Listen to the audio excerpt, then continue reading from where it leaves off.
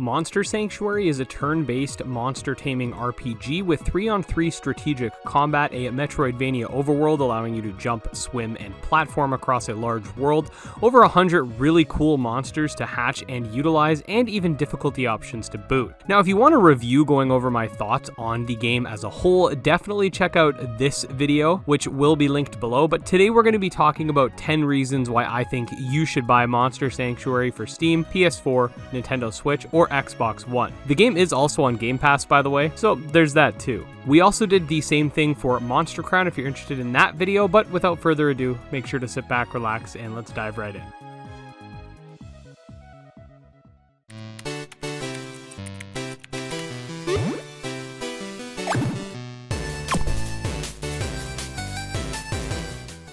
Number 1, combat.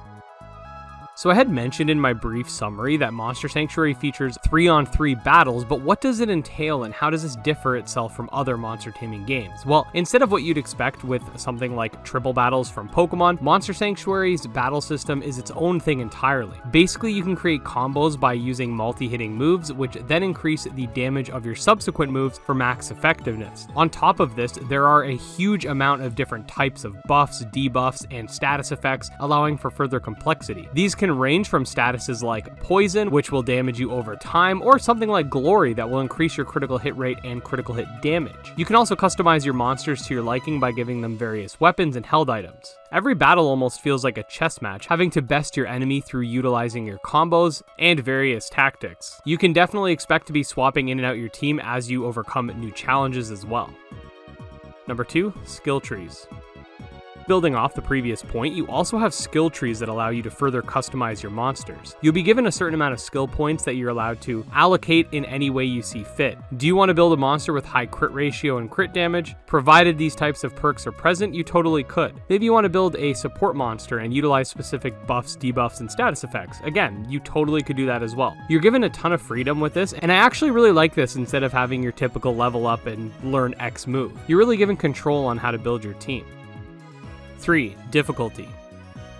Now yes, Monster Sanctuary, as I mentioned previously, does have difficulty options. There are 3 in total. You have an easy mode, a normal mode, and an expert mode. That said, even the normal difficulty mode is nothing to scoff at. When the game first launched, normal was the only available difficulty, and I saw a ton of people say that the game was too hard, hence the implementation of an easy mode and an even harder mode for those who really want to challenge themselves. I even had to make a whole video about it because I was hearing so much discourse about whether or not the game was too challenging, and it honestly kind of reminded me of when Sekiro came out and people were freaking out because there was no easy mode for the game. But yeah, if you want a more challenging monster taming experience, I highly recommend checking this game out, and even if you don't, there's nothing wrong with easy mode, no shame in going that route either.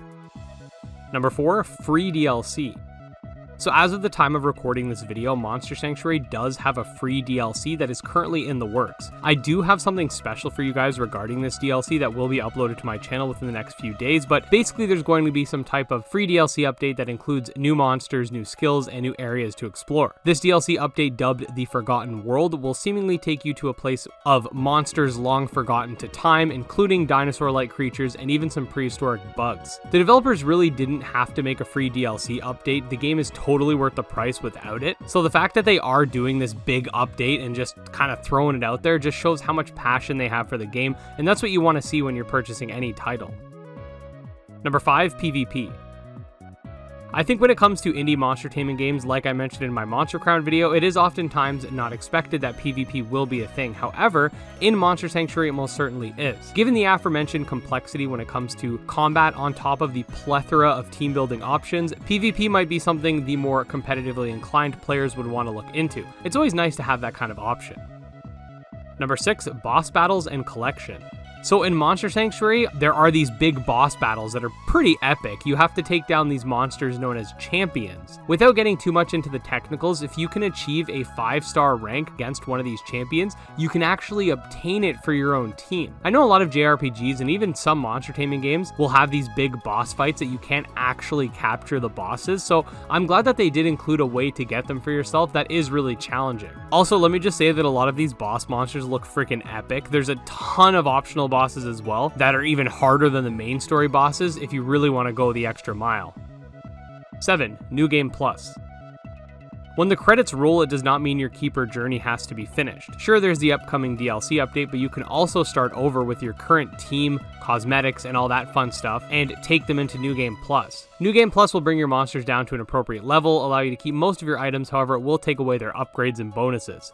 It does, however, allow you to play the game in a way you wouldn't be able to with a first run-through. There are a ton of late game monsters that you can now start right at the beginning with, and I do think that this adds a lot for replayability. I know Dark Souls is one of the inspirations for certain facets of this game. I mean, they even have a monster that's clearly inspired by Solaire, and I'm glad that they decided to take New Game Plus because it's a great mechanic. 8. Metroidvania.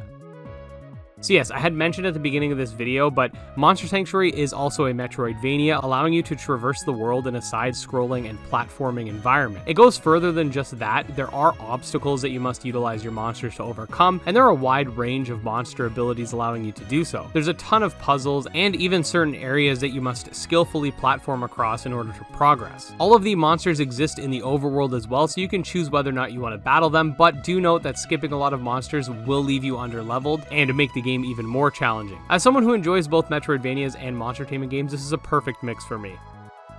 Number 9, the gameplay is clean.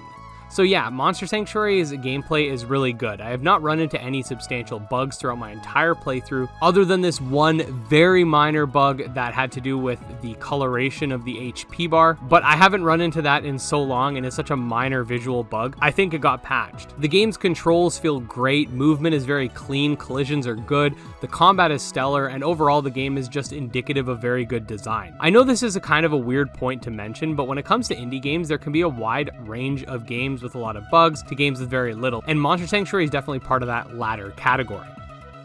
Number 10, player customization. Now, while player customization isn't too rare in Monster Taming games, there is one aspect to it in Monster Sanctuary that I quite like. You don't just get all of the cosmetics from the beginning, you have to complete certain missions and challenges to unlock certain cosmetics. I know this isn't this huge major thing that I'm ending the video on, but I always like the idea of being able to unlock certain cosmetics based on an achievement, and hopefully the upcoming DLC brings forth even more options in that regard. But yeah, there you go, guys. Those were 10 reasons to buy Monster Sanctuary. Again, definitely check out that review for more information on the game. It's honestly quite the gem. With all that said, if you are a fan of Monster Taming games or just Monster Sanctuary, definitely make sure to subscribe to the channel because I put out new Monster Taming videos every single day. You can also follow me on Twitter, GymLeaderEd, check out my Discord, my Patreon, all links below. Special thanks to the patrons, especially Steel Case, Jim Hamilton, and Dark Persona, and we'll see you guys next time. Peace.